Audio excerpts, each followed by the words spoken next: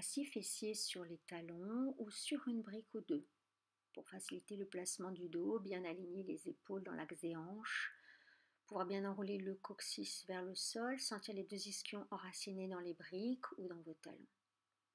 Sinon, en position donc assise, le dos bien droit, venez croiser vos doigts, les bras allongés devant en étirant vos bras vers le haut. Poussez bien les coudes loin l'un de l'autre, les poignets l'un de l'autre. Sentez vos épaules bien larges aussi. Puis tendez vos bras à l'inspire et en soufflant, inclinez le buste à droite en poussant la fesse gauche dans le talon gauche. Puis remontez à l'inspire. Laissez descendre vos bras à l'expire. Remontez, inspirez, expirez. Descendez de l'autre côté en poussant la fesse droite dans le talon droit. Puis remontez à l'inspire.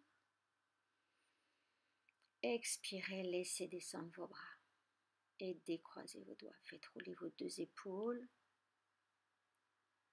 et installez-vous toujours dans cette posture d'assise, fessiers sur les talons, épaules dans l'axe des hanches. J'enroule bien le coccyx vers le bas. Je viens croiser mes doigts et tourner les poignets pour étirer à nouveau mes bras vers le haut. Je monte en inspirant mes épaules et en expirant, je les abaisse. Sans creuser le dos pour autant, le dos s'aligne. Puis j'inspire. En expirant, je vais arrondir le haut du dos en gardant les épaules très loin des oreilles. La tête suit le mouvement. Puis je descends jusqu'en bas, je décroise mes doigts pour attraper mes mains derrière, croiser les doigts et tirer le dos des mains derrière sans creuser le dos pour autant. Épaules loin des oreilles, les côtes abaissées, j'éloigne mes bras du dos et je décroise. Puis laissez tourner vos épaules pour les détendre. En prenant une brique dans chaque main, écartée à la largeur des épaules, venez étirer vos bras en poussant les fesses loin derrière, orteils crochetés ou allongés. N'hésitez pas à poser vos poignets sur les briques si vous sentez que les poignets se cassent, mais sentez que vos mains pressent dans la brique pour mieux éloigner, vous aider à repousser les fesses dans les talons. L'action part des bras pour mieux étirer le dos. Je pousse mes fessiers dans les talons.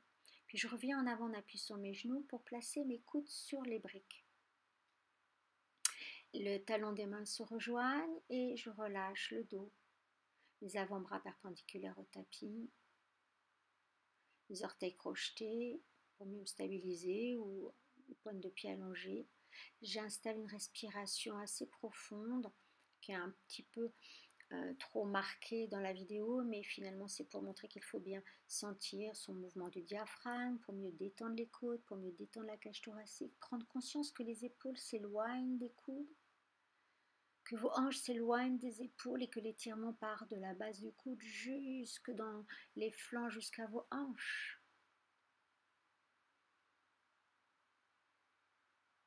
Puis pour remonter, démarrez dos rond, avancez un genou puis l'autre, laissez descendre vos avant-bras, reprenez une brique dans chaque main pour étirer votre dos. Balancez de chaque côté. Puis la même chose, mais cette fois-ci on part des coudes directement sur les briques et ce sont les genoux qui vont s'éloigner au fur et à mesure. Pour sentir finalement la posture où les genoux sont le plus éloignés possible pour libérer la cage thoracique. Et au cours de la posture, on peut bouger et continuer à éloigner ses genoux si on sent qu'on peut progresser. Et puis on expérimente aussi avec ses avant-bras. Est-ce que je descends un peu mes avant-bras plutôt vers mon dos? Au contraire, est-ce que j'éloigne un petit peu mes avant-bras pour les replacer vraiment perpendiculaires au sol? Essayez de ressentir ce qui se passe dans vos bras, dans vos épaules, sur vos côtes, sur le côté, sur les côtes, face au tapis. Puis remontez dos rond, ramenez un genou puis l'autre, laissez descendre vos avant-bras et étirez le dos à nouveau. Poussez bien les aines à l'intérieur, poussez les fessiers en arrière. Puis étirez vos bras, mains au sol et poignets surélevés pour mieux étirer le dos, les aligner avec vos épaules. Remontez doucement dos rond, faites tourner vos épaules. Et installez-vous à nouveau, fessiers sur les talons, le dos bien droit. J'abaisse mes côtes et j'étire le bras droit pour placer la main droite derrière au milieu de mes omoplates. Donc j'incline un peu la tête, je viens chercher mon coude avec la main gauche et je redresse ma tête pour mieux étirer ce bras droit. Puis mon bras gauche va se relâcher pour venir chercher la main droite. Je croise mes doigts, je mets de l'action dans mes mains pour mieux tirer le coude droit vers le ciel et le coude gauche vers le sol. Puis je rajuste mon dos. Je peux prendre un support comme une sangle si mes deux mains ne sont pas assez proches, si mes bras ne sont pas assez longs. Voilà, la sangle est le prolongement de vos bras. Mais l'action est la même, un coude vers le haut, un coude vers le bas. Puis je relâche ma sangle, je relâche mes bras, j'incline la tête pour mieux placer mon bras qui passe par-dessus et je fais rouler mes deux épaules ensemble pour faire l'autre côté. L'autre côté, c'est donc le bras gauche qui va monter en inclinant la tête devant pour mieux placer son coude d'abord, puis je presse le coude en arrière avec l'arrière du crâne, j'attrape mon coude avec main droite pour mieux placer le coude derrière la tête. La main est entre les omoplates. Puis je viens chercher avec main droite, main gauche. Même chose, n'hésitez pas à prendre une sangle. Gardez les épaules loin des oreilles, un coude vers le haut, un coude vers le bas. J'enroule coccyx, les côtes en avant sont abaissées, tranquilles. J'inspire, j'expire.